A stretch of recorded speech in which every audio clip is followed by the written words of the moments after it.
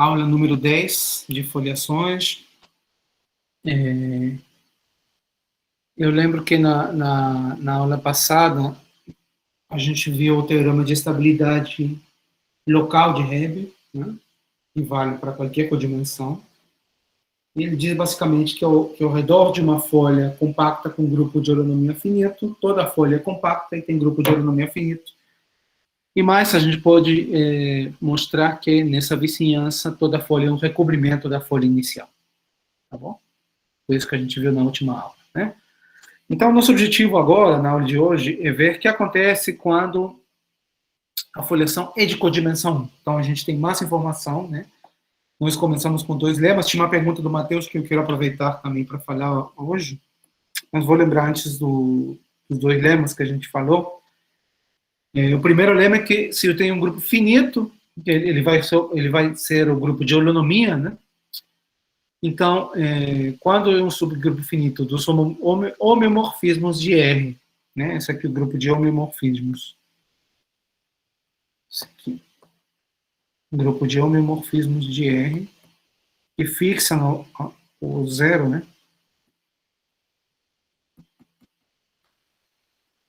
Então, ele pode ter 1 ou 2 elementos, tá? Se ele tiver 2 elementos, um deles tem que inverter a orientação e o outro, claro, tem que ser identidade. Tá bom? Foi isso que a gente viu na última aula. Prova muito bonita, uma prova elementar de análise na reta. Como consequência desse lema, né, eu tô dando o nome, né, eu esqueci de falar na última aula, isso aqui, o lema A, corolário desse lema eu vou chamar de corolário B, tá bom? Diz que isso tem uma foliação de codimensão 1, então, no caso, a seção transversal vai ser um pedacinho de intervalo, né, ou parametrizado por um intervalo, e tem uma folha compacta com um grupo fundamental finito, em particular o grupo de holonomia finito, né? Então, o grupo de holonomia é sempre menor ou igual que 2. A cardinalidade do grupo de holonomia tem que ser menor ou igual que 2. Né? Já vimos que se a folha é compacta e o grupo fundamental dele é finito, vale também o teorema de estabilidade local. Né? Ao redor da folha, eu tenho que toda a folha é compacta com grupo aqui a minha folha compacta com grupo fundamental finito, então, numa vizinhança dela, a gente tem a retração. Né? Eu sei que toda a folha lá dentro é compacta e é um recobrimento da folha. Então, em particular, se eu penso que o grupo fundamental de F é finito, então o grupo fundamental de toda a folha próxima, ele pode recobrir várias vezes, né? O grupo fundamental de toda a folha próxima também vai ser finito. Tá? Mas eu posso dizer mais ainda quando a codimensão 1, aqui meu desenho estaria errado, né? Aqui nesse desenho essa codimensão é 2, codimensão 1 seria um segmento só.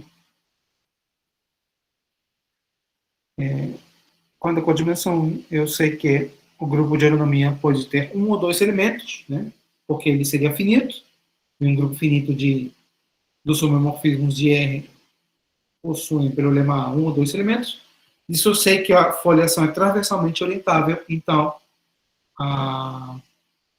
tem que ter um elemento, né? Porque ela não pode ter elementos que invertam a orientação da transversal.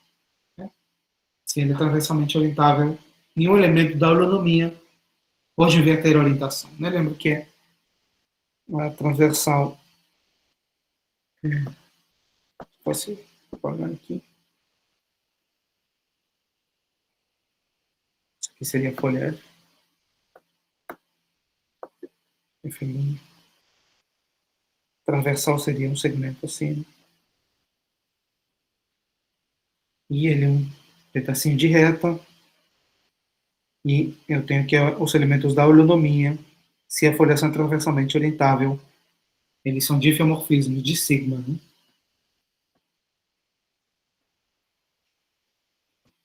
Que preservam, fixam o zero, mas preservam a orientação, portanto, só pode ter um grupo de holonomia, só pode ter um elemento, né? A identidade. Tá bom? Então, o Matheus fez uma pergunta muito interessante, que era: o que acontece quando a foliação não é transversalmente orientável? Né? Quando a foliação não é transversalmente orientável, será que eu posso ter a holonomia com um único elemento? né, com a pergunta. Eu pensei que fosse mais simples, só acho que não é tão simples de responder. Imagina que agora F não é transversalmente orientável.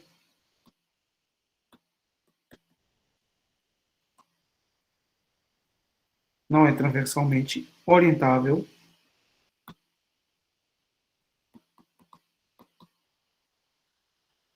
Então, a pergunta é, poderíamos ter, por exemplo, a holonomia de F.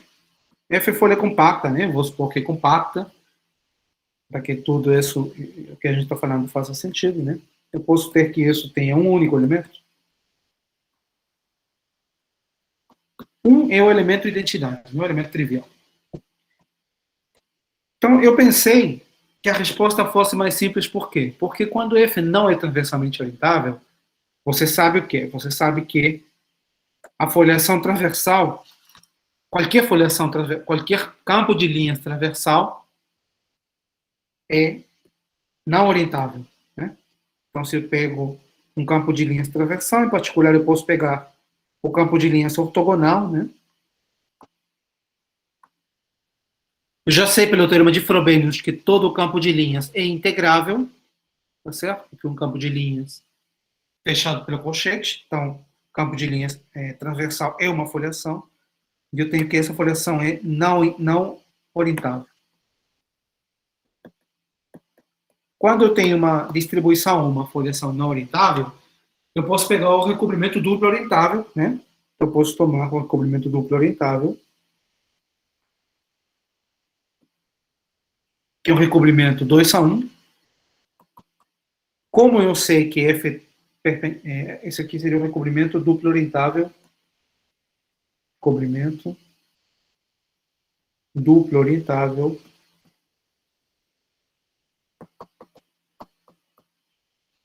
da foliação transversa, né? Toda a distribuição tem um recobrimento duplo orientável, tá certo? Quando ele não é orientável, a emetil é conexa, tá bom? Muito bem. Então, eu tenho que π é um recobrimento 2 a 1, em particular é um difeomorfismo local. Eu posso trazer a foliação ortogonal e eu posso trazer a própria foliação F. Eu tenho que é metil, é um recobrimento 2 a 1, eu não sei como ele se comporta por aqui, mas eu sei que ele localmente é um difeomorfismo. Tenho aqui M, aqui P. Tenho aqui minha foliação F. E aqui também tem a foliação F ortogonal, né? Tá? Então eu posso trazer por π as duas, né? Porque π é um diff local. Lembra que quando um diff local eu sempre posso fazer o pullback. Eu vou obter duas foliações lá em cima. Tá bom? Eu sei que a foliação verde, né? A foliação verde é F ortogonal. Tá? Eu sei que se eu faço isso aqui é orientável. Isso aqui é orientável. Tá bom? Porque pela construção do recobrimento duplo orientável. Né? O recobrimento duplo orientável ele é construído para que, quando você puxa o pullback, seja orientável. Então, eu sei que a foliação verde ela pode ser dada por um campo de vetores, porque ele é de codimensão 1. Né? Ou seja, é gerada por um campo de vetores.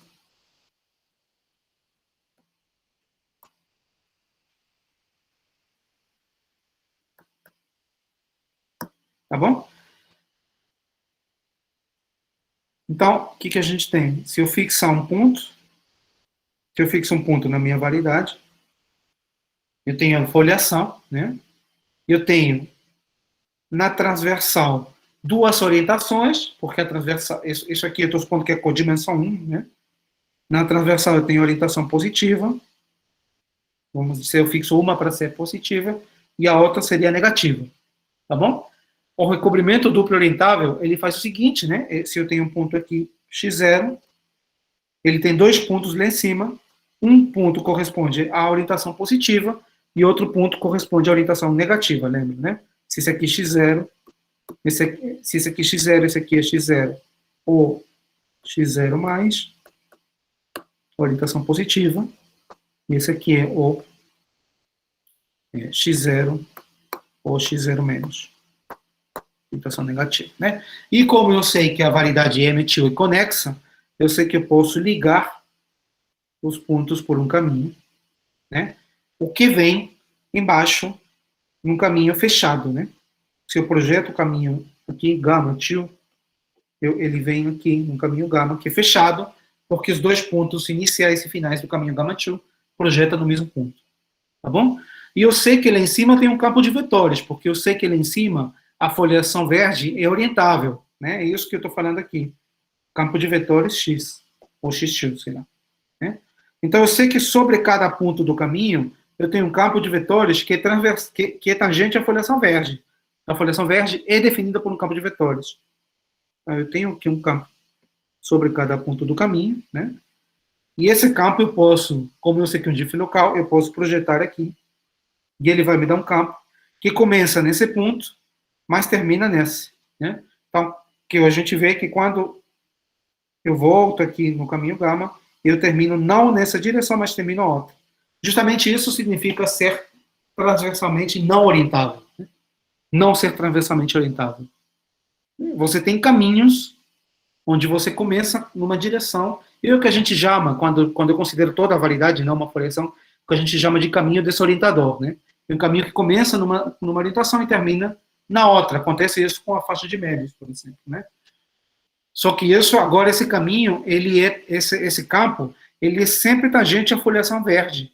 Né? Então, ele vai tangente à foliação verde e ele termina tangente à foliação verde, só que na outra direção. Tá bom?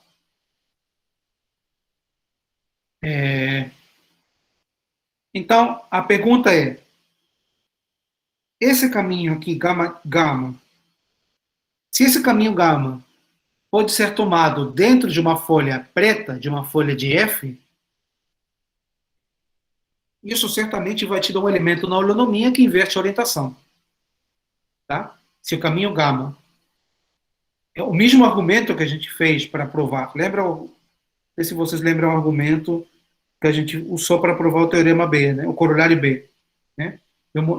Quando a foliação é atravessamento orientável, eu tomava um campo, né? E aí eu vejo que a holonomia justamente faz com que na volta o campo continue apontando para a mesma direção. Aqui vai ser exatamente o mesmo argumento, só que o campo começa numa direção e termina na outra. Então a holonomia vai trocar essa orientação.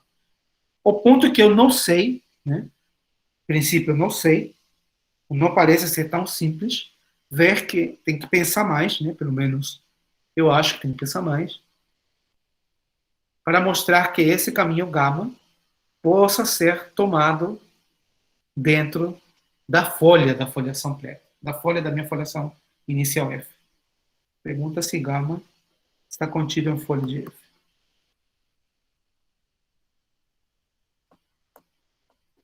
Se ele estiver dentro de uma folha de F, então eu vou poder tomar ele em caminho fechado dentro de uma folha, eu posso tomar a aplicação de holonomia a respeito desse caminho, e acabou. Né? Ali eu vou terminar o problema e vou mostrar que eu vou ter que ter um elemento que inverte a orientação.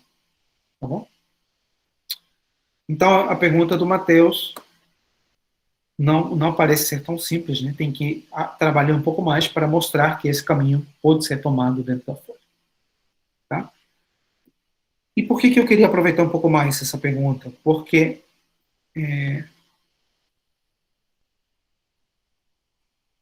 eu vou ver agora o que me diz essa condição daqui. Ó. O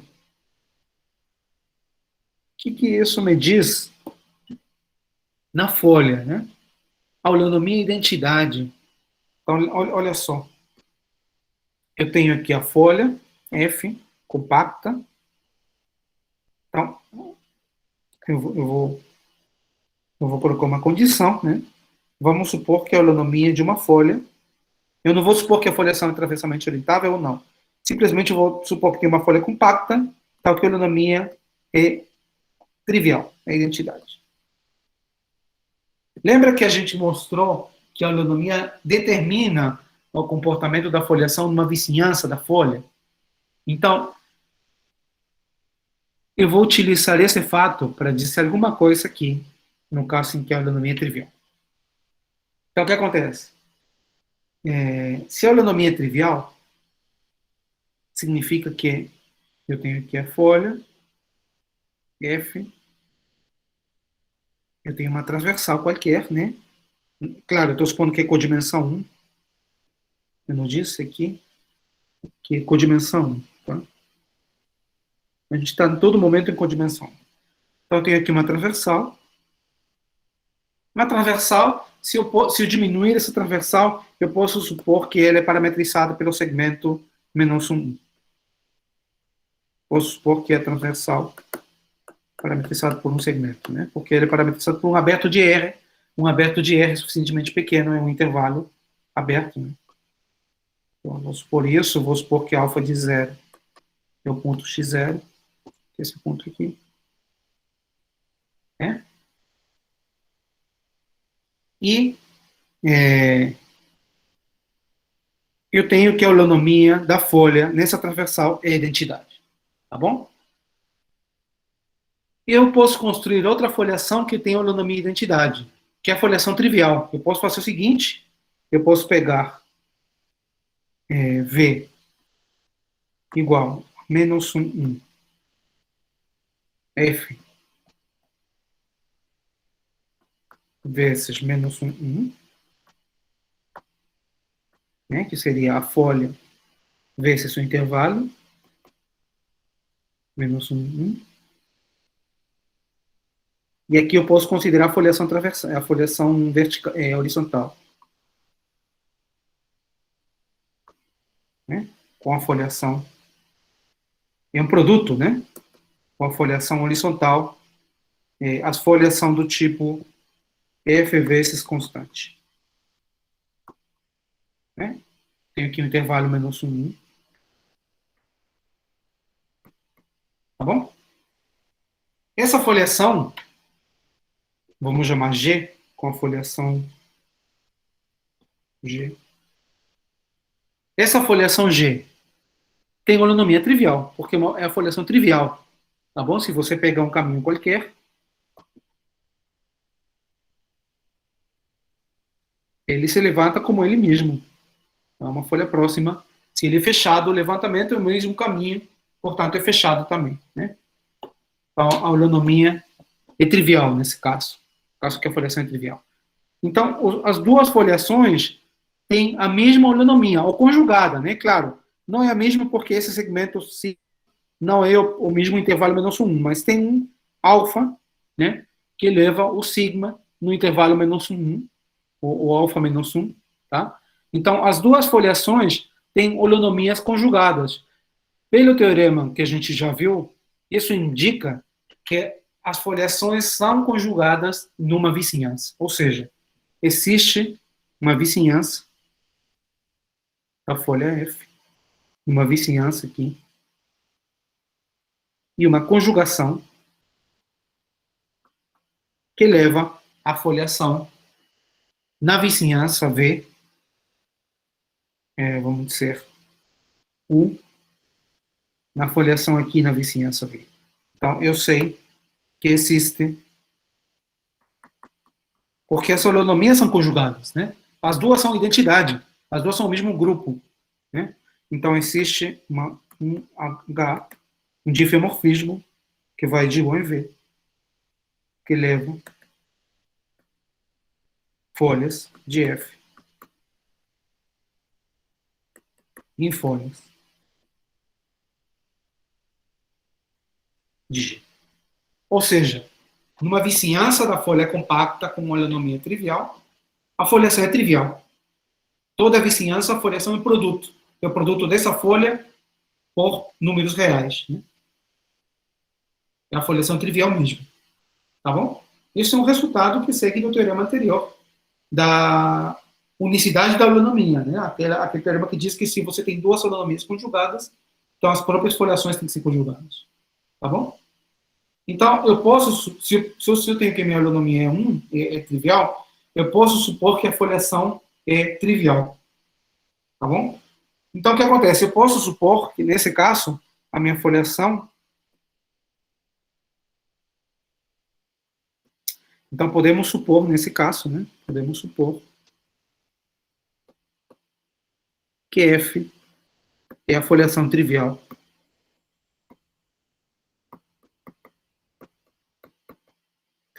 aqui, né?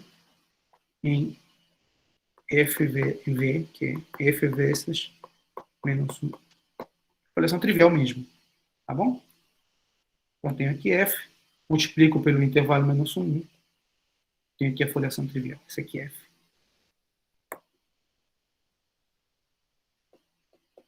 Então, se eu tenho que a minha foliação F inicial e fosse transversalmente orientável, por exemplo, né? Então, se a minha foliação inicial é transversalmente orientável,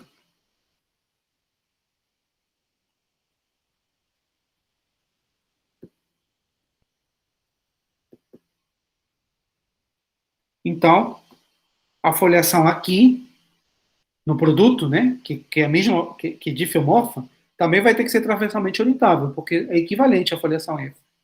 Em particular, eu vou ter um campo de vetores nesse produto aqui, né, que vai ser transverso à minha foliação.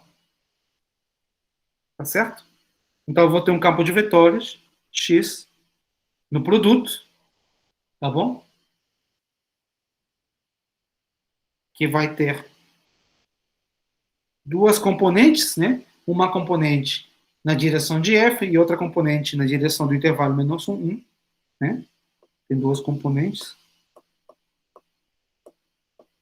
A é a componente F, B é a componente no intervalo menos 1, e eu tenho que o campo X é sempre transversal à foliação. Então eu tenho que B é sempre positivo ou sempre negativo. Em particular, eu tenho assim um campo de vetores para todo ponto, né? Vamos supor sempre positivo. Em particular, eu tenho um campo de vetores transversal à folha F, por exemplo. Em particular, a folha F é orientável. Em particular, F é orientável. Tá bom? Se eu tenho um campo de vetores sempre ortogonal a F, né? De fato, tá claro, né? Se eu tenho um campo de vetores ortogonal a uma subvariedade, ela tem que ser orientável. Tá bom? Um campo de vetores não nulo, sempre transversal à subvariedade, tem que ser orientável. Então, a folha tem que ser orientável. Tá? Mas, em princípio, a folha, você pode tomar qualquer subvariedade F, fazer o produto e você vai obter uma foliação. Então, a folha, em princípio, ela não é orientável.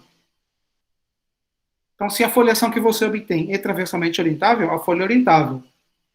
Mas a folha, você pode dar exemplos onde a folha não seja orientável. Você começa com uma subvariedade orientável, com uma variedade orientável e multiplica por menos 1. Você obtém uma foliação cuja folha não é orientável. E, portanto, a foliação não pode ser transversalmente orientável. Certo? Então, a pergunta é mais complexa, né? Tem que pensar mesmo nela. Mas se eu aproveito, o que eu queria aproveitar era isso, né? Quando a holonomia é trivial, a foliação é trivial, pelo menos numa vizinhança da folha. Tá? Esse é o conteúdo do seguinte lema. Ele dá outra prova, o livro dá outra prova, mas a prova é basicamente a mesma, né? Vamos supor que você tem, agora é sempre com dimensão 1, né? Vamos supor sempre com dimensão 1, vou supor sempre classe pelo menos C1, e vou tomar uma folha compacta com um grupo com holonomia trivial, não precisa ser grupo fundamental, com holonomia trivial, Então, existe uma vizinhança saturada, tá bom? Da folha, chamo VGF, e o difeomorfismo, aqui faltou, né? O difeomorfismo H do intervalo menos 1 VSCF nessa vizinhança, tal que as folhas de F nessa vizinhança, aqui não é V, é VF, são as aqui seriam as verticais, né, que eu coloquei o menos 1 primeiro, mas basicamente ele diz que foliação é localmente trivial, né, ao redor da folha. Você tem a folha e ele está dizendo que numa vizinhança foliação é trivial. Esse lema é mais forte do que aquele lema de trivialização ao longo da folha, porque aquele lema de trivialização ao longo da folha era somente ao redor de um caminho simples, dentro da folha. Aqui, esse lema está trivializando a foliação em toda a folha, numa vizinhança de toda a folha. Tá bom? Mas a prova é exatamente a mesma. A prova, eu vou fazer o desenho horizontal, como está na minha cabeça, tá? Só para manter minha ideia. A prova é exatamente a mesma. O que a gente faz? A gente tem a folha, tem uma transversal, eu parametrizo, tem a retração ao redor da folha, né? Lembra que ao redor da folha tinha uma retração, uma vizinhança da folha tinha uma retração. Tem o pi aqui, cujas fibras são discos. Retração.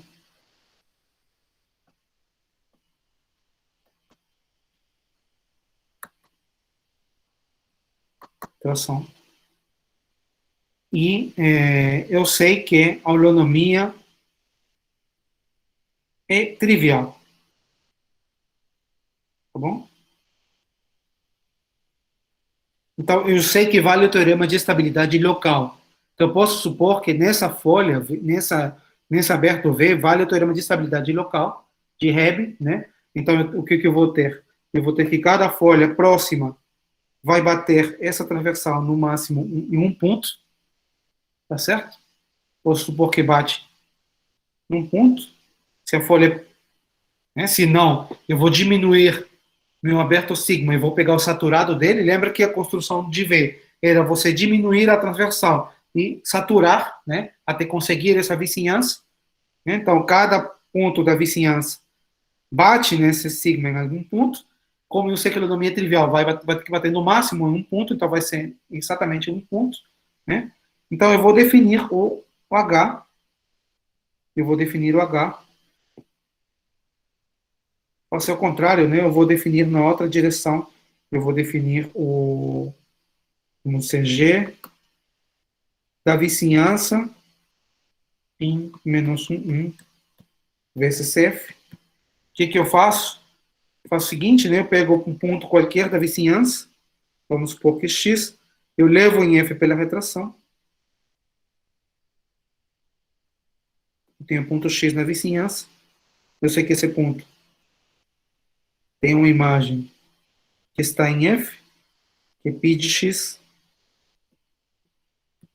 Né? Então, se eu tenho X, a segunda coordenada vai ser π de X. E a primeira, bom, eu tenho a folha que passa por X. Essa folha vai bater sigma em um único ponto. Então, esse ponto aqui vamos chamar de Fx, interseção sigma, vou chamar de Px. Então, aqui seria Px. Esse seria o difeomorfismo. Tá bom? Então, eu utilizo a foliação para dar uma das coordenadas, né? A foliação dá a coordenada justamente naquele ponto onde intersecta sigma, e a outra coordenada é dada pela retração. Tá? Claro, de fato, esse Px deveria estar em sigma, eu tenho ainda que parametrizar sigma pelo intervalo menos 1. Né? Aqui, Estou abusando da notação porque eu estou dizendo que Px está no intervalo -1, mas vocês entendem, né? Que eu estou parametrizando o sigma, estou supondo que sigma já é o intervalo -1. Então, é exatamente a mesma prova, tá? É exatamente a mesma prova que eu estou falando aqui, né? Eu já sabia que as holonomias são conjugadas. Pelo teorema anterior, eu sei que a própria foliação tem que ser conjugada. É exatamente isso que dá a conjugação das foliações, tá? Então, já temos o lema C, que diz que quando tem holonomia trivial, a foliação é trivial. Finalmente, corolário D, corolário do lema, né? Diz que eu tenho uma folha com holonomia trivial, tá? Tem uma folha compacta, aqui não disse, né? Tem que ser compacta para poder aplicar o lema anterior. Né? Compacta. F é foliação de codimensão 1, sempre, né? Em todo momento aqui, eu vou supor que F é de codimensão 1, tá? Ó, F é sempre codimensão, tá bom? Então, eu tenho uma folha compacta com holonomia trivial, eu tenho a vizinhança onde a foliação é trivial, né? É um produto, como no lema C. Se eu pego ele, um segmento, ou uma seção transversal, como a foliação tem codimensão 1, é um pedacinho de intervalo, né? Se eu pego ele, uma seção transversal a F, então toda a folha dessa vizinhança vai bater L no máximo em um ponto, tá? Não pode bater mais de um, tá bom? Ou seja, eu tenho a foliação aqui, seção transversal, ela não pode ser assim, ele não pode bater uma folha em mais de um ponto, tá?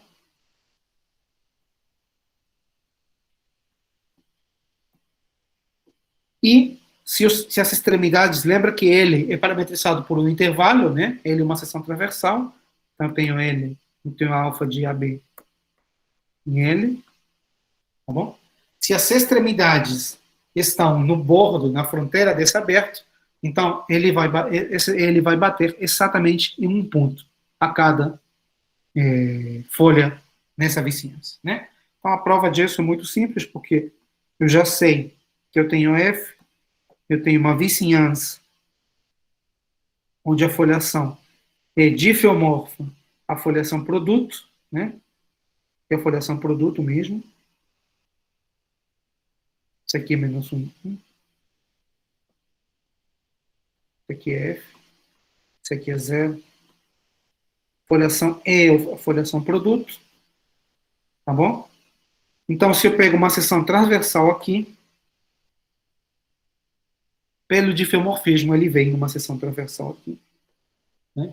Eu já sei que ali ele vai bater no máximo uma vez, né? Porque uma seção transversal na foliação trivial, na foliação produto. E se os extremos estão aqui no bordo, a imagem vai ter extremos no bordo também, -1. Então, cada folha no interior vai bater exatamente num ponto. Não pode ser zero. Tá? Se o segmento vai de bordo a bordo, ele vai ter que bater exatamente num ponto. Então, a gente vai usar todos esses corolários para mostrar o teorema de estabilidade completa. Tá? Teorema de estabilidade completa que diz que se eu tenho... Vamos ler junto aqui esse teorema de estabilidade completa, vamos tentar entender as hipóteses do teorema. Se eu tenho uma foliação de classe CR, pelo menos um, sempre, de codimensão 1, transversalmente orientável, na variedade compacta e conexa, parece que tem muita hipótese, mas depois você vai ver que não. Suponha que existe uma folha compacta com um grupo fundamental finito, eu vou pedir grupo fundamental para poder aplicar os lemas, né? Olha os lemas aqui. Lembra que quando o grupo fundamental de uma folha compacta é finito, pelo teorema local de estabilidade, toda a folha ao redor de uma vizinhança também tem grupo fundamental finito.